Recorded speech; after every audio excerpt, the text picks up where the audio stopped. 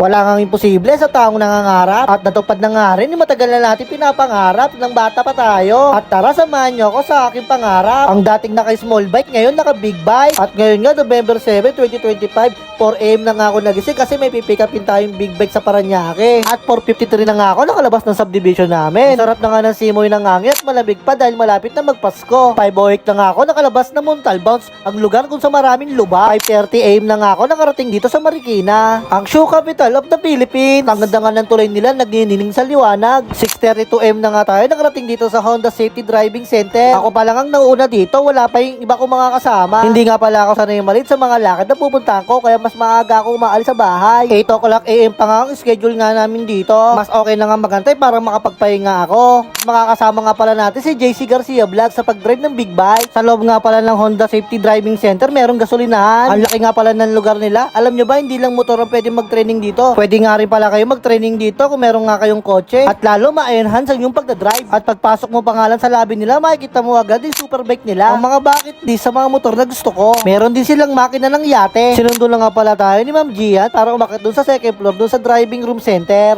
Good day mga ka-Ventures! Nandito tayo ngayon sa Honda Safety Driving Center at inimbitahan tayo dito para sumubok ng mga big bike unit ng Honda. Tapos, siyempre, tuturuan din tayo dito kung paano yung proper way, kung paano tayo magdadrive. Hindi lang yon. Kasi nga, meron din pala sila dito mga traffic sign kung paano natin malalaman kung ano bang halaga ng mga sign na ito nakikita natin sa mga daan natin upang hindi tayo magka-violation. So, tara, samahan nyo kami. Let's go! Nandito na nga pala tayo sa safety room. Bago nga pala tayo gumamit ng mga unit nila, kailangan natin malaman kung anong proper way ang paggamit ng unit nila. Habang nakaupo nga ako dito, nire-review ko yung standard traffic sign nila. So sobrang aga ko nga, nagutom ako. Nag-almusal lang nga ako with coffee. Dumating na nga pala si El Mahilom. Ang usapan, 8 o'clock ang call time. Pero 9 AM na nga nakarating dito. Sanay talagang mali. At dito nga nagpakilala mga office staff. At binahagi ang mga posisyon nila sa company.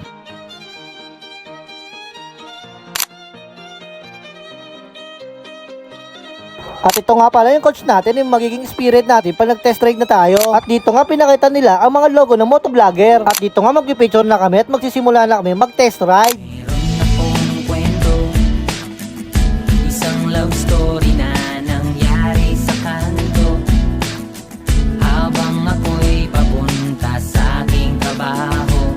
Ayun nga, tapos na nga ako mag-test ride. Nagpapasalamat nga pala ako sa Honda Philippines at sa Honda Safety Driving Center. Dahil nga meron ako mga bagay na natutunan na hindi ko pa alam. At syempre, after nga natin mag-test ride, babanat naman tayo ng pagkain kasi nakakagutom talaga yung init. Dito nga sa Honda, hindi ka pababayaan. Papakainin ka pa nga nila na masasarap. Since nakatry ako ng Honda Big Bike and nagulat ako yung mga liter bikes are very, very compact na unlike before na bulky.